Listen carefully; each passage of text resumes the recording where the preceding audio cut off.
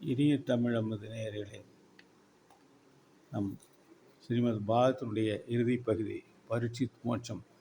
பரீட்சித் மன்னனே, மிக புனிதமான இந்த பாகவத்தை ஸ்ரீமத் நாராயணர் பிரம்மதேவருக்கு கூறினார். பிரம்மதேவர் நாரதருக்கு கூறினார். பிறகு நாரதர் வியாசருக்கு கூறினார். வியாசர் எனக்கு கூறினார். நான் உனக்கு கூறினேன்.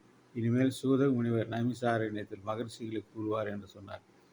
பரீட்சித், நீர் பகவானுடைய தியானத்தில் ஈடுபட்டதால் தட்சகன் கடிப்பதனால் ஏற்படும் வழியை உணராமல் இருக்கலாம் என்றார். பரீட்சித் சுகமுனிவருடைய பாதங்கள் வீழ்ந்து வணங்கினார். என் மனம் தங்களது அமிர்தமயமான வாக்குகளில் பிரம்ம அனுபவத்தில் நிலைத்திருக்கிறது. நான் தட்சகனை கண்டோ என் மரணத்தை கண்டோ பயப்படவில்லை என்று கூறினார். என் மனதை நாராயண பாதங்கள் நிலைத்து என் உயிரை விடுகிறேன் என்று அனுமதி வழங்குவீராக என்று வேண்டினார். அவ்வாறு அனுகரித்துவிட்டு மற்ற சன்னியாசிகளும் வெளியேறினார். சுகர் தட்சகன் பிராமண வேஷம் தரித்து வந்தான். வழியில் காசியூர் என்ற மாந்திரிகன் விஷத்தால் இருந்தவரை உயிர்ப்பித்து பரிசுகள் பெற வந்து கொண்டிருந்தான். அவனுக்கு பணம் கொடுத்து மனதை மாற்றி திருப்பி அனுப்பினான் தட்சகன். பிறகு வந்து பரிசித்தை தீண்டினான். மனதை பகவான் நிறுத்தியிருந்த பரிசித்தின் உள்ள இந்த விஷத்தால் எரிந்து சாம்பலாமானது. பரிசித் மோட்சத்தை அடைந்தார். பரீட்சித்தின் மகன் ஜனமேஜயன் தந்தையின் மரணத்துக்கு பிரதி செய்ய நினைத்து ஒரு சர்ப்பயாகம் செய்தான். ரித்துவுக்கள் மந்திரம் சொல்ல பாம்புகள் அக்னி குண்டத்தில் வந்து விழுந்து மடிந்தன. அதனால் முக்கியமான தட்சகன் வந்து விழாதை கண்ட ரித்துவுக்கிடம் காரணம் கேட்டான் ஜனமேஜயன். தட்சகன் இந்திரனை சரணடைந்து வரவில்லை என்று அவர்கள் சொன்னார்கள். அப்படியானால் இந்திரனோடு சேர்ந்து வரவழையுங்கள் என்று ஜனமேஜயன் கூறி ரித்துவுக்கள் அப்படியே மந்திரம் இந்திரனையை நிறைவேற்றி இழுத்தது அமந்திர பிரபாவம்.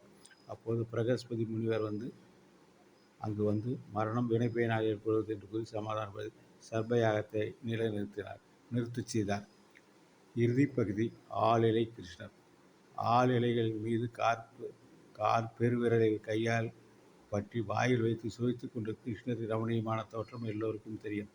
அது எப்போது ஏற்பட்டது என்று சரித்தை கூறி அமைவது ஸ்ரீமத் பாகவதம். மார்க்கண்டேயருக்கு பகவானின் மாயை பார்க்க வேண்டும் என்னும் விருப்பம் ஏற்பட்டது. ஒரு நாள் அவர் தமது ஆசிரமத்தில் இருந்தபோது பலத்த மழை ஏற்பட்டு நாற்புறம் சமுத்திரங்கள் பொங்கி பிரவகித்து உலகம் நீரில் மூழ்கியது. தாம் அந்த நீரில் மிதப்பதை உணர்ந்தார் மார்க்கண்டேயர். அப்போது ஒரு ஆளிலை தண்ணீர் மிதந்து வந்தது. அதில் ஒரு சிறு குழந்தை படுத்திருந்தது. சர்வ ஆபரணங்களோடு இருந்த அக்குழந்தை கால்வெட்டி விரலை வாயில் வைத்து சுவைத்து கொண்டு அக்குழந்தையின் அழகில் பரவசப்பட்டு போனார் மார்க்கண்டேயர்.